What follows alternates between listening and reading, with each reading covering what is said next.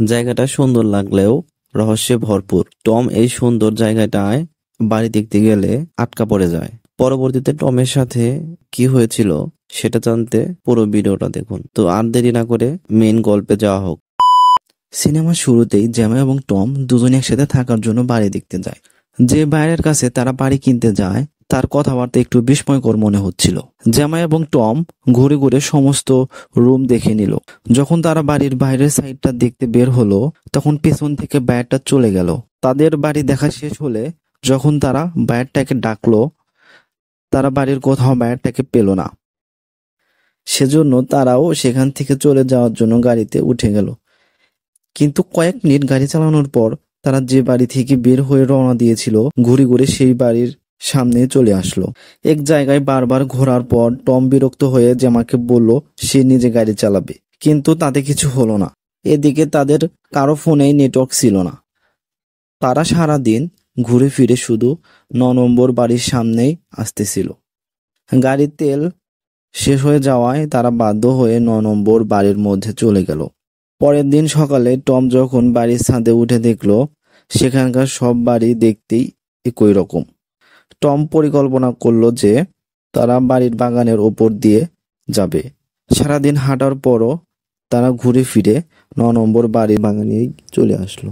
যখন তারা বাড়ির বাইরে আসলো তখন দেখলো কে যেন রাস্তায় বক্সের মধ্যে তাদের জন্য খাবার রেখে গেছে। টম সমস্ত বাড়িটাকে আগুন ধরে দিল যে এটা ভেবে কেউ আগুনের ধোঁয়া দেখে কেউ তাদেরকে বাঁচাতে আসবে। সারাদিন হাঁটার কারণে তারা দুজনেই ক্লান্ত হয়ে রাস্তার পাশে ঘুমিয়ে পড়েছে।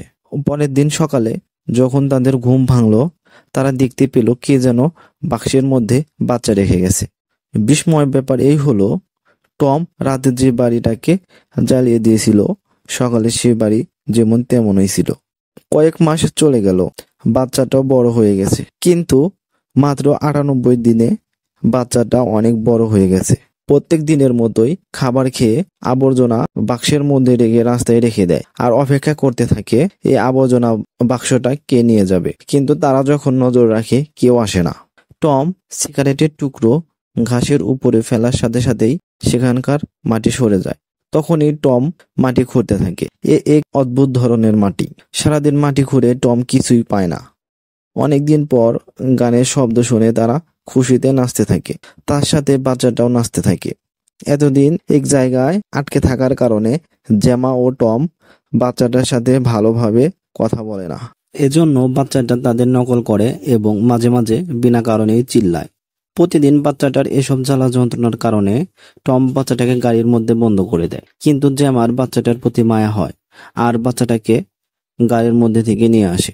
এই প্রথম জ্যামা বাচ্চাটার সাথে ঘুমায় আর টম মাটি খুঁড়তে খুঁড়তে ওখানেই ঘুমিয়ে পড়ে। এভাবে আরো কিছুদিন চলে যায়। হঠাৎ একদিন জ্যামা ঘুম থেকে উঠে বাচ্চাটাকে দেখতে না পেয়ে বাচ্চাটাকে খুঁজতে খুঁজতে জ্যামা বাড়িতে এসে দেখে বাচ্চাটা বাগানে একটা বই হাতে নিয়ে আসে।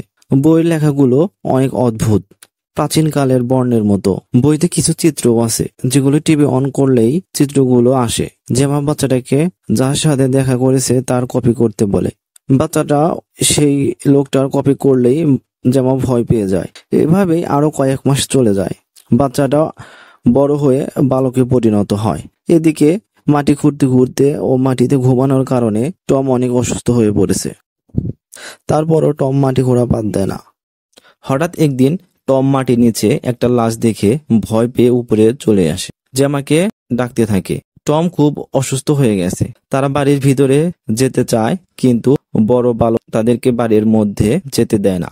হতাশ হয়ে টম ও জ্যামা রাস্তায় বসে পুরনো দিনের কথা বলতে থাকে। কথা বলতে বলতে টম মারা যায়। কিছুক্ষণ পর বালকটা একটা ব্যাগ নিয়ে আসে আর টমকে ব্যাগের মধ্যে ভরে টমের লাশটাকে সেই গর্তের মধ্যে ফেলে দেয়। এদিকে জ্যামা কান্না করতে থাকে। বেশ কিছুদিন যাওয়ার পর জ্যামা গাড়ির মধ্যে বালকটার বের হওয়ার জন্য অপেক্ষা করে। বালকটা যখন প্রতিদিনের মতোই বের হয় জ্যামা চুপি চুপি বালকটাকে পিছন থেকে মারার জন্য আঘাত করে। মার খেয়ে মৃত্যুর ভয়ে বালকটা পানিদের মতো শব্দ করে এবং বাড়ির নিচে চলে যায়। জ্যামা বালকটির পিছনে। জ্যামা যখন আন্ডারগ্রাউন্ডে যায় দেখে এক মহিলা টেবিলে বসে কান্না করছে।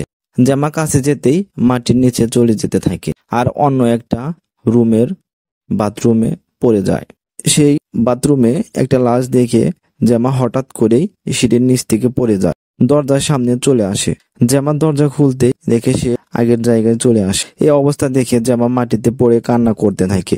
বালকটা জ্যামাকে রুমে নিয়ে জ্যামাকে লাশ ভরার ব্যাগে ভরে। বালকটা জ্যামাকে জিন্দা অবস্থায় ব্যাগের চেইন আটকে দেয় এবং জ্যামাকে টমের মতো গর্তে ফেলে দেয়। গর্তে ফেলার সাথে সাথেই বালকটি মাটি চাপা দেয়। বালকটা গাড়িতে তেল ভরে গান শুনতে শুনতে সেই মার্টিন নামের বায়ের কাছে চলে আসে। বায়ের ব্যাজ নেওয়া মাত্রই বায়েরটা মরে যায়। বালকটা বায়েরটাকেও ব্যাগের মধ্যে ভরে কাপড় মোড়ানোর মতো করে মুড়িয়ে ডরে রেখে দেয় এবং চেয়ারে বসে অপেক্ষা করতে থাকে নতুন কোনো গ্রাহকের অপেক্ষায়।